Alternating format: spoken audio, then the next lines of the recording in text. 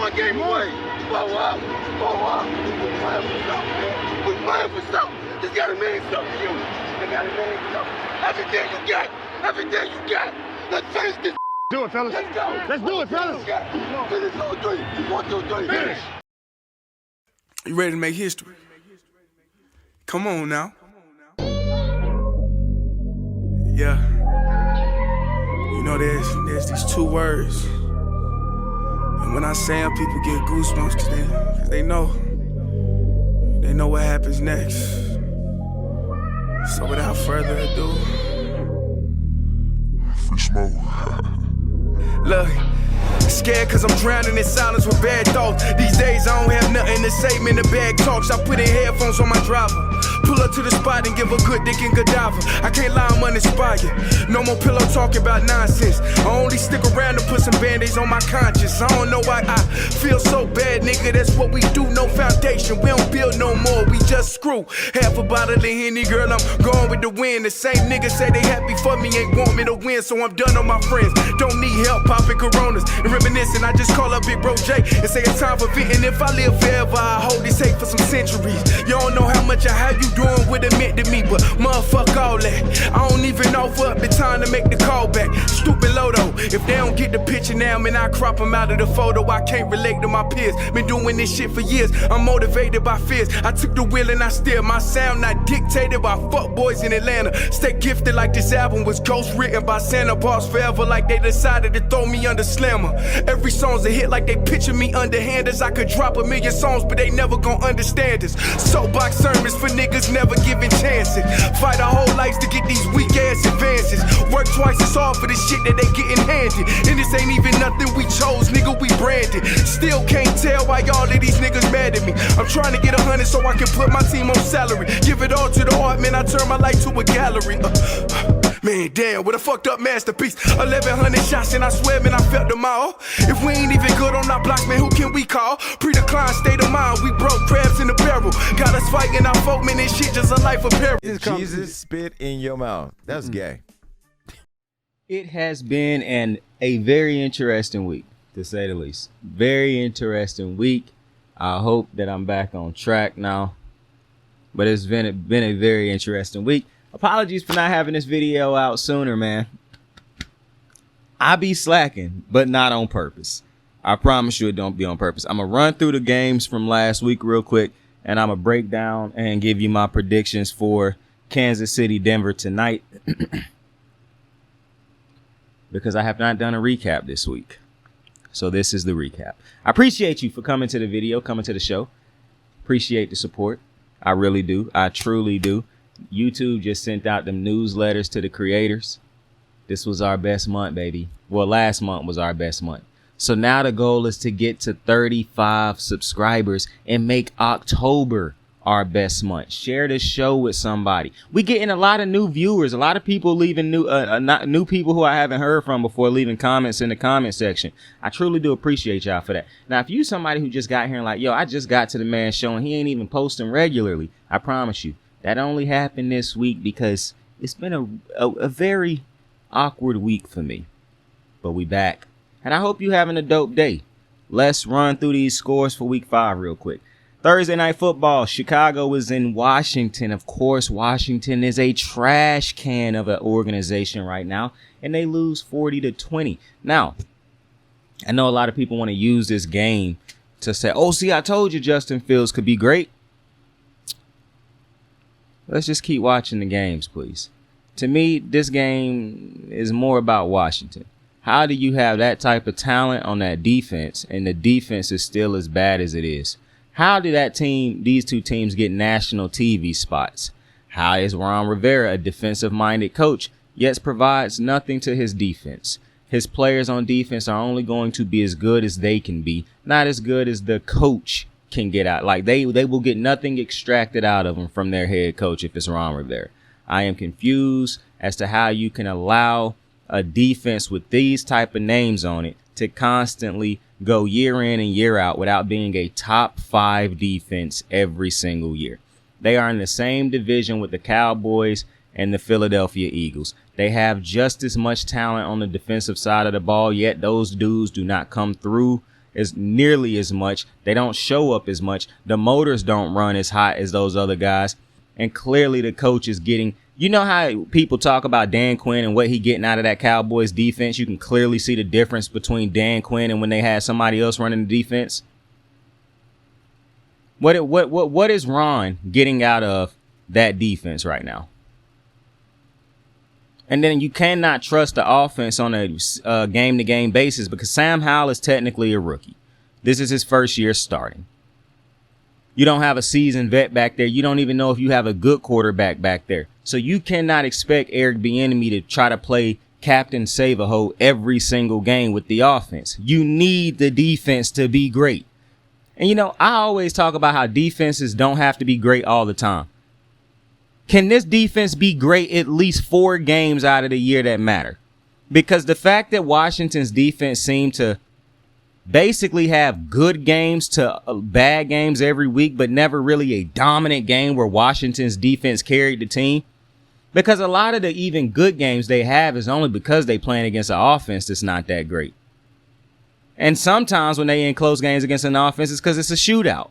So the fact that you can have as many big names on that offense, on this defensive side of the ball for Washington, yet the big plays always come from Terry McLaurin and Sam Howell or somebody on the offense, to me, that's ridiculous.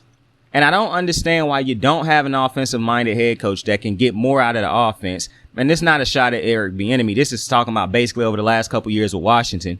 But your defensive-minded head coach does not get anything extra out of the defense. That makes no sense to me.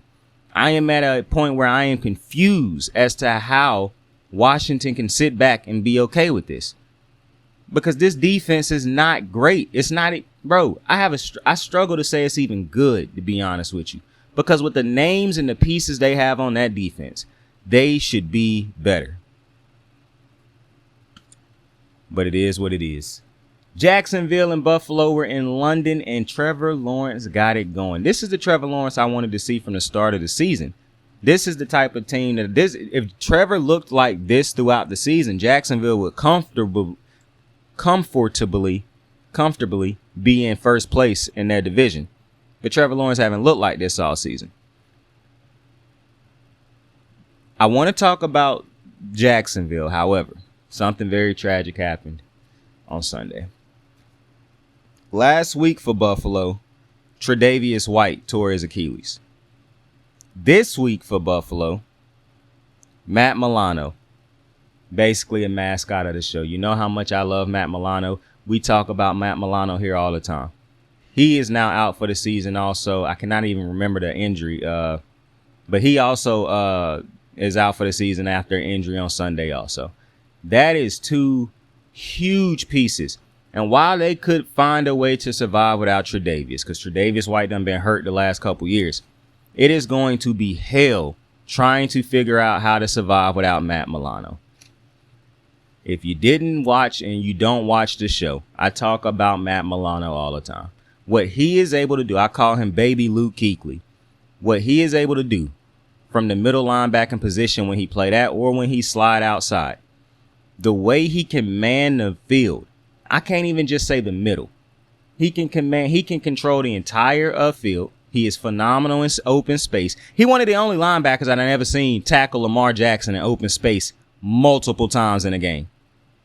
He is a ball magnet. He reminds me of the prime tacklers when I watched it growing up, like the Luke Kuechlys, the Navarro Bowmans, the Ray Lewises, C.J. Mosley in Baltimore, the Terrell Suggs, it's a lot of them.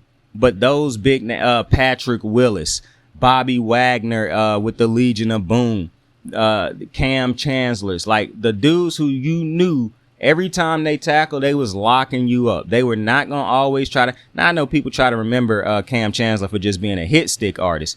Cam Chancellor also more than not performed the right type of technique tackles. That's why they always got the people on that Seattle defense. Every time a ball was thrown, everybody was right there to tackle. That's what Matt Milano is. And now all of those guys weren't phenomenal in space, but every single one of them was good in space. Ray Lewis was phenomenal. Now in their primes, most of them was phenomenal in space. Go look at how Luke Kuechly played. And I'm telling you, go look at Matt Milano's tape. The only difference is Luke Kuechly playing the middle of the field. He's not always going to go blitz the quarterback. I always find it weird when people believe that your middle linebacker should always be a dude who get multiple sacks a season. That's just not the case. 90% of the time, if I have a middle linebacker like a Luke Kuechly, Ray Lewis that can man the middle of the field, and Navarro Bowman, Patrick Willis, they are sitting in the middle of the field. The problem now is you take that away from the Buffalo Bills. I think taking away Matt Milano is a bigger loss than when they lost Hyde last year and when they lost Tre'Davious White this year and the past years. Losing the quarterback of the defense is tough, especially when you a lot of defenders wear that C. Not a lot of middle linebackers and defenders actually do what all that C entails. Go look at Demario Davis for the Saints. That is a dude who deserved to wear a C on his chest. He can man the middle of the field. He can get after the quarterback. He can stop the run. Matt Milano is all of that. When you lose that type of presence on the defense, because it's not even just about all the productivity, it's the presence. You have to go in and game plan against Matt Milano. And if you're a team that don't game plan against Milano, he probably having a great game against you because you chose to ignore the fact that that is a all-pro across from you. So I cannot emphasize how big of a loss that is. They don't have Von Miller back yet. And now when you get him back, you don't have the benefit of having Matt Milano. A lot of things change for Buffalo now. The pass rush is not going to be as great because you don't have Matt Milano who can give the defensive line more time because of how great he can play in coverage. You don't have that extra linebacker who can come off the side like a Matt Milano. You don't have that sure-handed tackler who can tackle in space and going to be near the ball at all times. You don't have that crazy game. I know Micah Hyde can call a great game too, but being able to call a game from that position that Milano play is just different. So I do believe that this will have a serious impact on the Buffalo Bills season. Getting into these Sunday games, Carolina lost big time to Detroit, 24-42. Again, this does nothing for me with Detroit, bro. They are beating the teams they supposed to beat, and that's a good thing because they used to lose to the teams they supposed to beat, and they put a whooping on Carolina. They run the ball good. Jared Goff they do a lot of things great on offense. The defense haven't really faced a top-tier offense because when they faced the Chiefs, they weren't at full health. Only God knows what they're going to get out of the Ravens offense next week based off of what the Ravens offense decided to do this week. So I want to see them against the 49ers and the top teams in the NFC. That's when I'll know truly how great Detroit is. Or I want to see them against a team who I know right now got it going, like a Miami or something. Nonetheless, great performance by Detroit. Again, for Carolina, this is a bad team. Bryce Young is, bro, I cannot imagine how hard it is to grow and get better when it's so much shit around you. And that's Carolina right now. They have to have as good an offseason as any team gonna have. And I think they need to try to start the offseason process at the trade before the trade deadline by trying to trade to bring over some talent, because with the defense as bad as it is, you need to go ahead and try to flip Brian Burns. But that's just my opinion. The Giants in Miami lose 16-31. Daniel Jones goes down in that game. Houston was in Atlanta, and like I said, Houston is not a guaranteed win in this game. Houston can lose, and they did that. They lose 19-21. Desmond Ridder had a good game. Baltimore lost in Pittsburgh 10-17. It's very interesting to me how every time Joe Burrow or any of these white quarterbacks done had bad games, a lot of excuses done been made by the media, or they haven't even talked about those bad games. They tend to try to talk about something else. Lamar Jackson, every time he done won this season, you don't see them talk about him on TV that much. Or if he win and they don't feel like he had a good game, then they'll talk about him. As soon as the Lamar Jackson and the Ravens lost, he been on TV and they talked about him all week. First Take had a segment, is the Ravens getting their money's worth out of Lamar Jackson?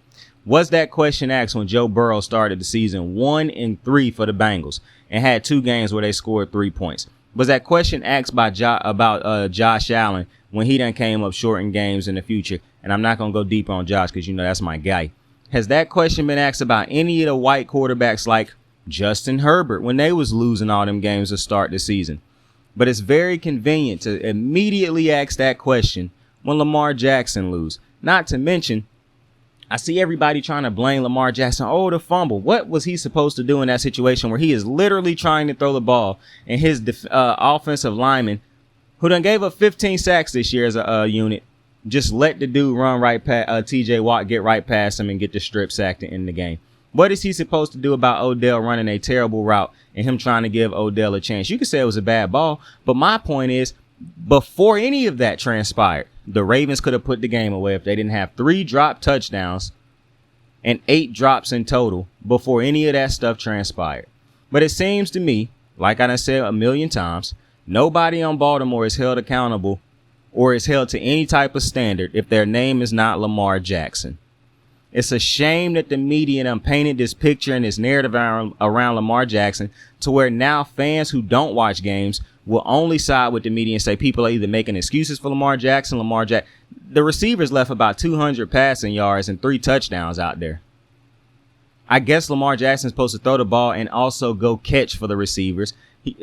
I guess he's supposed to not break at the end of the game if he Marlon Humphrey in the defense who held all game and then just decided not to hold at the end of the game. And while I said I'm not going to blame the defense, I done said a million times, if you play great defense all game, that does not matter if you cannot make the big stops when the big stops are presented. When the big situations present themselves for you to make a stop, what do it matter that you did a whole bunch of shit in the beginning of the game when the offense couldn't do nothing? But now when they can, you can no longer make the stop. Are we always going to say, well, if the offense had done something when they got all them other stops, or are we going to say it's not? Now, I might be a little over aggressive on the defensive side of the ball, but that's just my feelings because it's an offensive league now. Speaking of offensive league, I told you, Lamar Jackson point per games continue to go down every year. But you know what don't continue to go up? The talent on the receiving core. Y'all kept saying that they did a lot for him in the offseason. I continue to say, like I ask now, what did they really do for him? Yet again, Bateman is always in and out of the lineup because he can't stay healthy. Odell in and out of the lineup because he can't stay healthy. You relying on a rookie in Zay Flowers, who unfair to him because he should be allowed to have a rookie season and struggle. All the other receivers are just spare parts that come and go. Drop passes here and there. You knew Nelson Aguilar had a drop problem when you got him. You ignore that. Then it came to bite you in the ass. Nobody ever talk about Mark Andrews' drop problem, so I guess I'll just sweep that under the rug like everybody else do. Because yet again, nobody else is held to any type of standard on the Baltimore Ravens except for Lamar Jackson. I'll ignore that John Harbaugh continue to have coaching blunder after coaching blunder after coaching blunder after coaching blunder. The last couple losses for the Ravens done led in all those games. John Harbaugh done found a way to coach us right on out of them games. I'm gonna ignore it, but I'll sweep that under the rug just like the media do. I guess I'll also sweep under the rug that the offensive line, like I done said for the last 2-3 years, is not great at defending the pass. Since Lamar Jackson's MVP season, unanimous MVP season, his offensive line has gotten worse. That can be due to the fact that Ronnie Staley has yet to play a full season since he got that contract. They got spare parts in and out of the lineup here and there because dudes stay hurt. Tyler Linderbaum's a great player, but this year he done been hurt.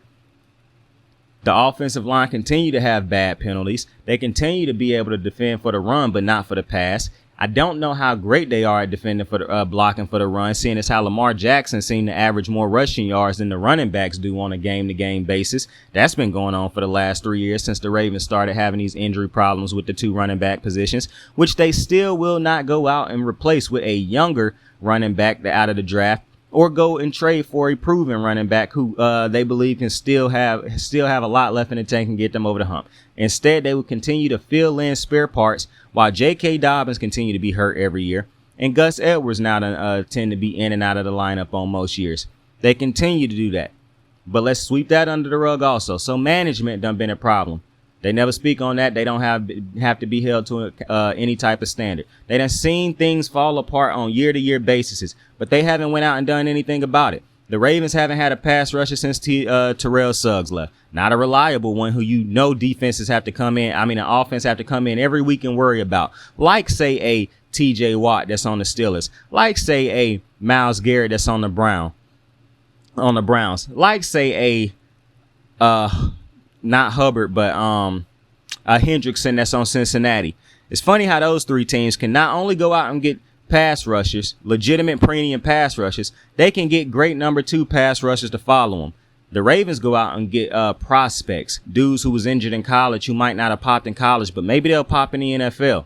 Nobody says anything about that, but Lamar Jackson's supposed to outplay guys every single second of the game. And at no point in time last year, when they had a huge lead on the Dolphins and the Ravens could put no pass rush together and they just kept letting the Dolphins score in less than like 2 minutes on drives. Lamar Jackson, that's his fault. So you're telling me that Lamar Jackson got to be perfect the entire game. When he finally make a mistake, this whole game was on Lamar. Not because the receivers don't get open, not because the receivers don't make catches, not because the receivers continue to drop catches, not because the defense can't provide any type of pass rush when they up in the game, not because the secondary continues to fold late in games, not because the head coach seemed to provide really much of nothing to the team at this point in his career, not because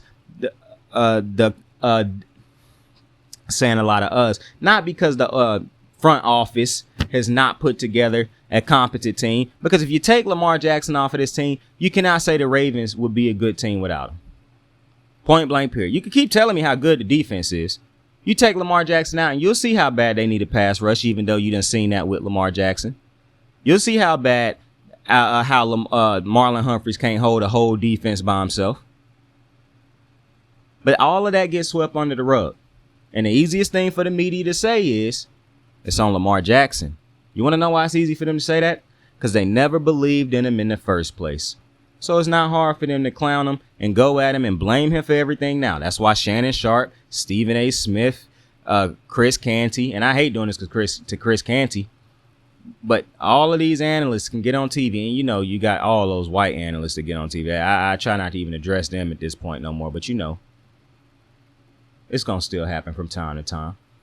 They can just get on the analyst, on TV and take the easy way out and say, yeah, it's on Lamar Jackson. So, interesting. I would love to have an organization if I was Steve Bisciotti and really did not much of anything, but everybody looked at me as, we done put together such a great team, when in actuality, no, you lucked up and got Lamar Jackson. And so he the high tide that raises all boats. And now everybody else get the credit when they win. But when everybody else should be taking blame for things that's going, special teams for Baltimore have been god awful this year. God awful. John Harbaugh specialized in special teams.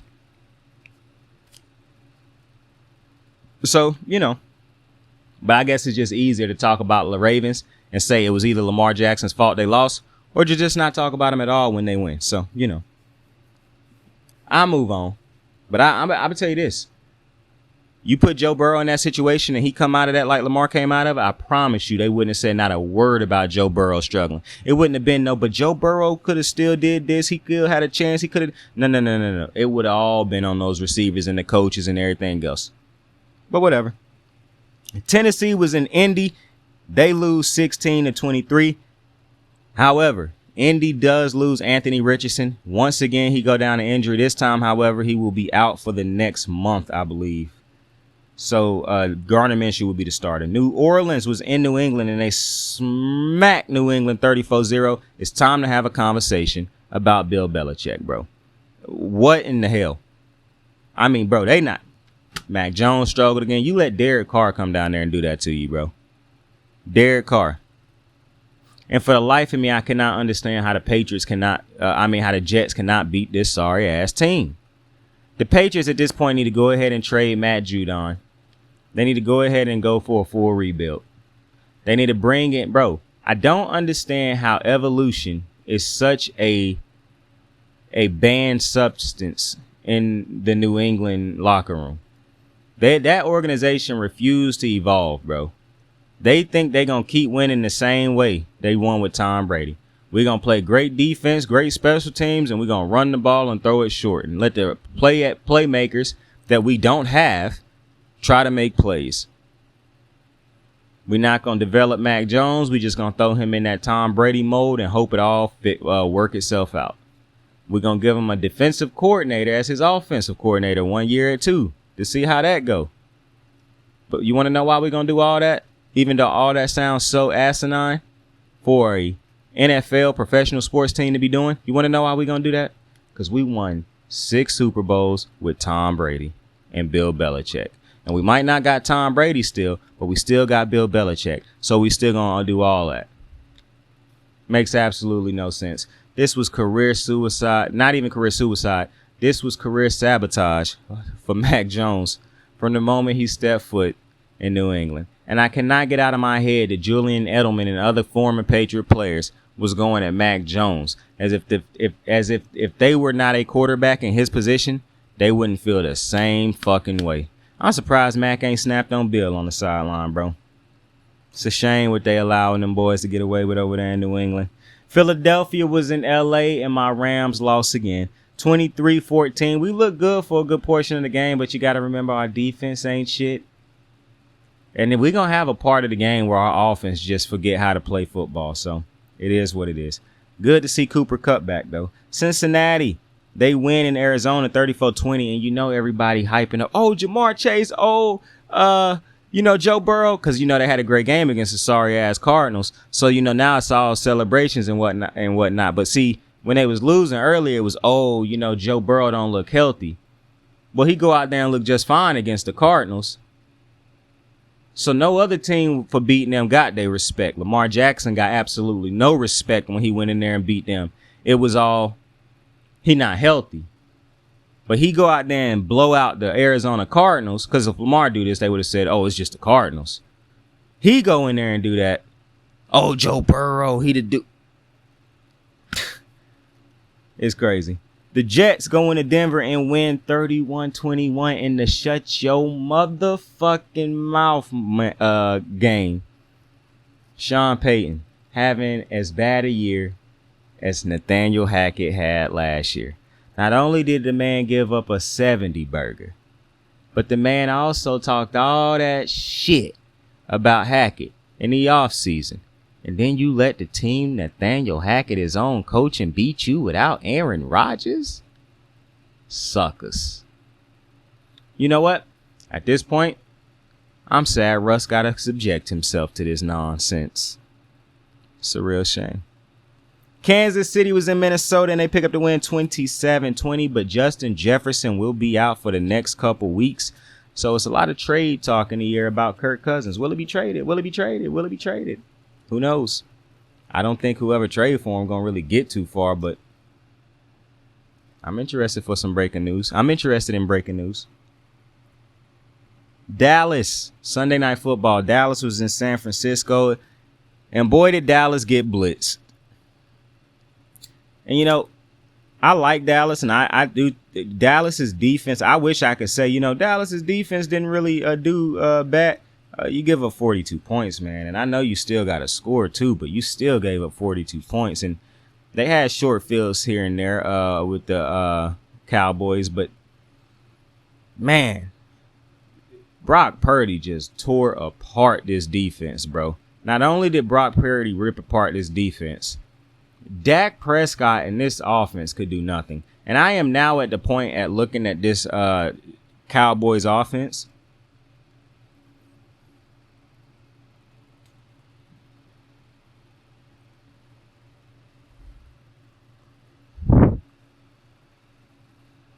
They cannot win playing offense like this.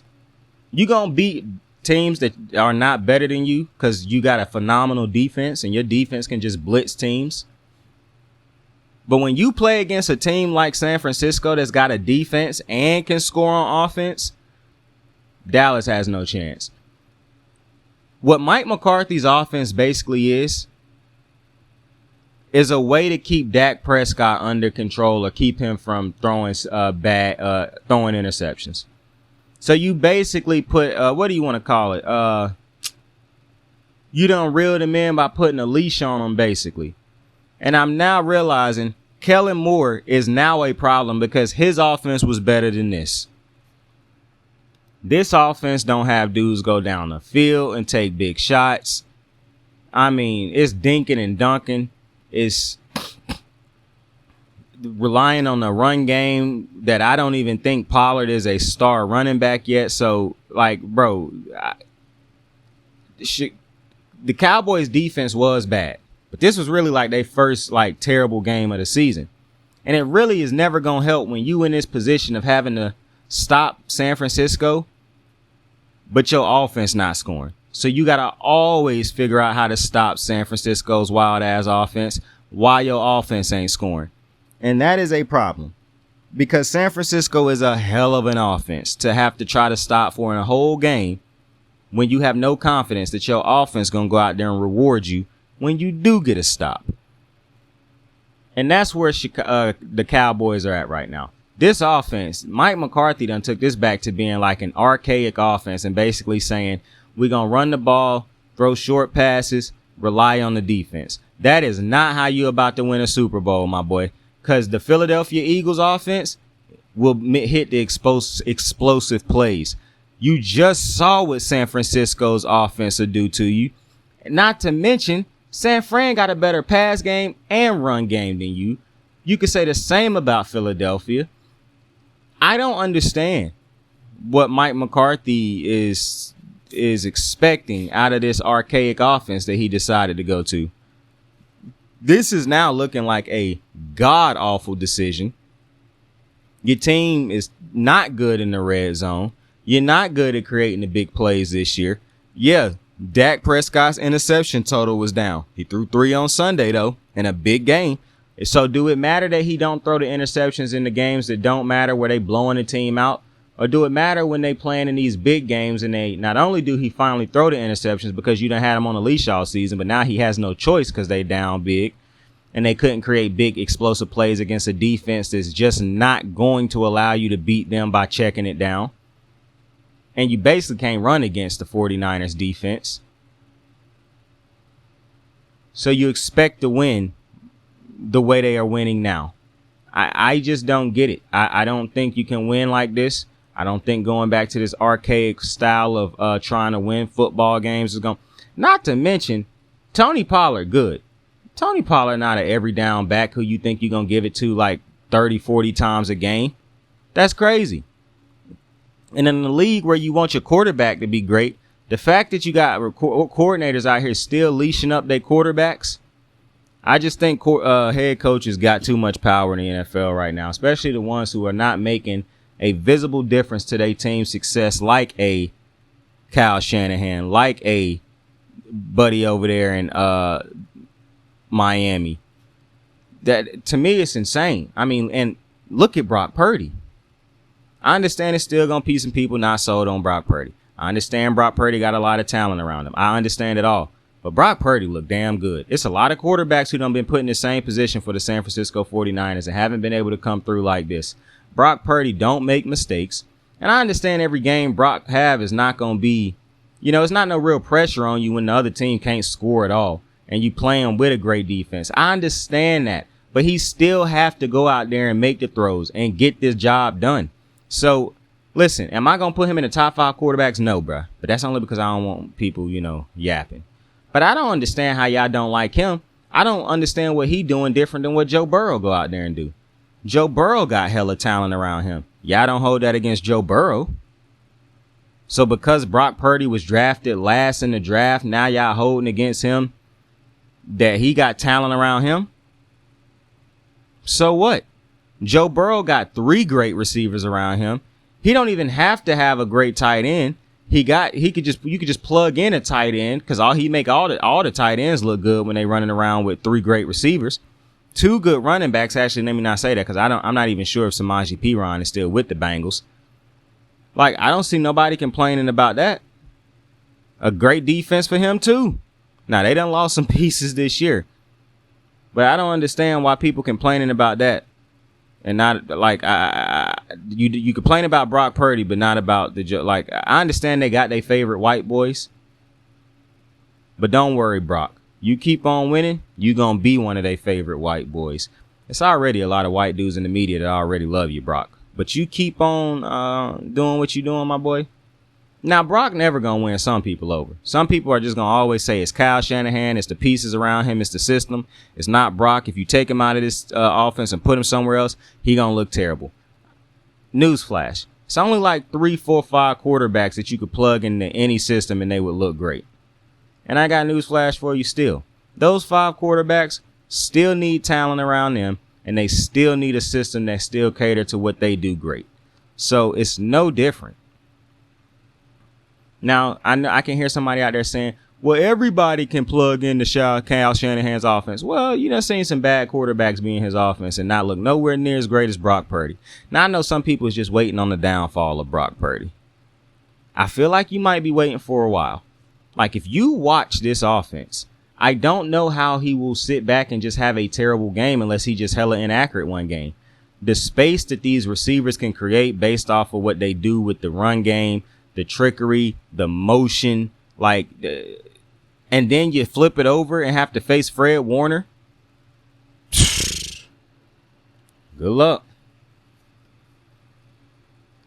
And Monday Night Football, Green Bay went to Vegas and they lost 13-17. And now my opinion kind of changing on Jordan Love. Now, it's not changing on Jordan Love.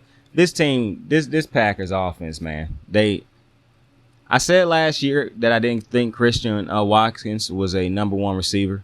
I stand firm in that belief. I think Green Bay got a good receiving core, but they don't have a number 1 receiver. I think they need to go out and get a number 1 receiver to help out Jordan Love, especially seeing as how Aaron Jones is not healthy right now. A.J. Dillon is a good running back, but he played great when he got Aaron Jones in there to do a lot of the other stuff that he can't do. They don't have that right now because Aaron Jones is just not at 100%. And when you lose Aaron Jones, you lose a receiver. What's funny is you actually lose your best receiver when you lose Aaron Jones, and you lose your best running back. And that's my problem with Green Bay. Because when you had Devontae, your second best receiver was Aaron Jones. Now that you don't have Devontae, your best receiver is Aaron Jones.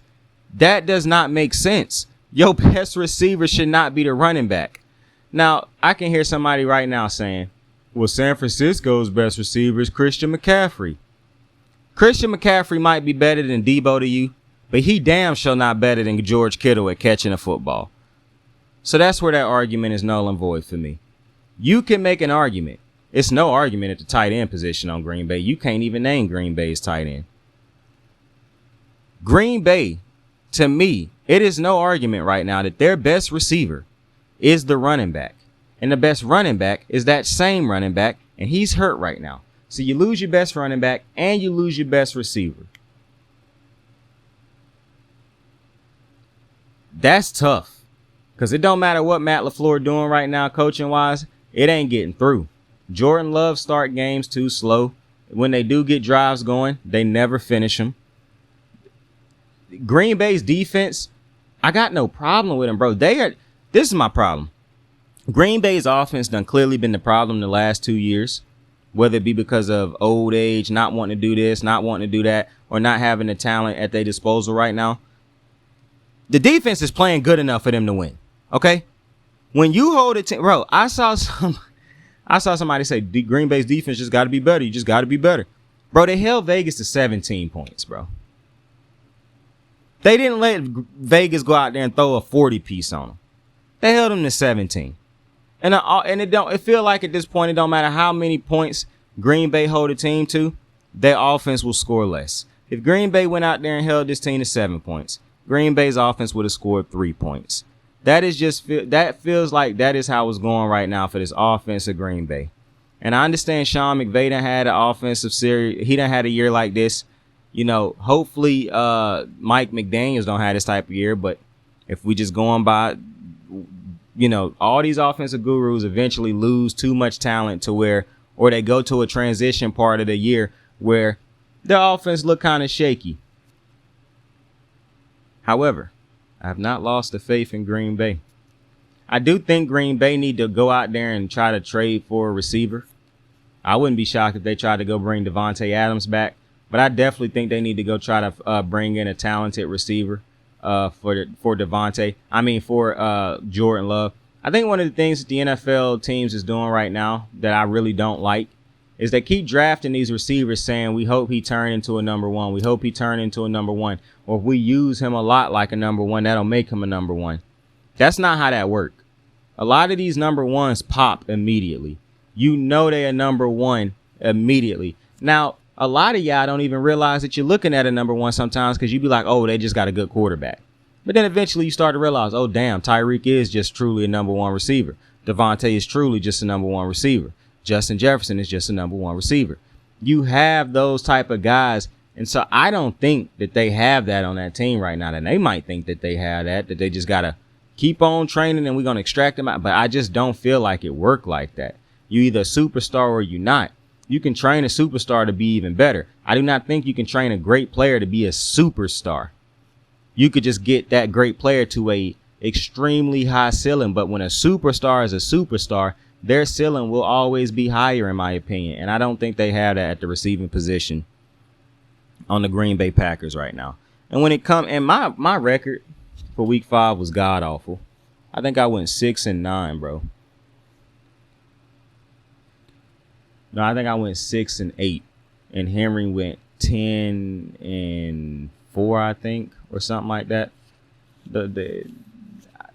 I'll talk about it more on the next video. I'll have all that. I'm trying to get this show out quick. So, you know what I'm saying? Because I got people who are actually loyal and watch this and expect me to put these things out, man. And I can't let them down, even if it was just one fan. You know what I'm saying? Because if I'm ignorant at this level, Lord only knows how ignorant I'd be when I finally made it. I would feel like fans definitely didn't matter. And when I be talking crazy about fans, it's not, I'm never saying, I'm not finna explain myself. You'll understand it the more you listen. In week 6, you got the Denver Broncos taking on the Kansas City Chiefs. I'm not going to break this game down on my predictions. We'll just break it down. I'll break it down after the game. Henry and me are both picking Kansas City to win this game. I just don't know how Denver win this game with a defense as bad as that is. The offense is as average as it is. It looked just like those offenses that Sean Payton had when Drew Brees was headed on out in his last year before he decided to retire. Yeah, it looked just like the Sean Payton I always thought it looked like. So it might shock some people, but it damn sure don't shock me. But with that being said, I appreciate y'all for joining me on another episode of Kicking It with Saint. Tell somebody you fuck with them. Tell somebody you love them. You can be anything in the world. Choose to be kind to somebody today for absolutely no reason whatsoever. I truly do appreciate all the love and the support, the likes, the subscribing, the sharing.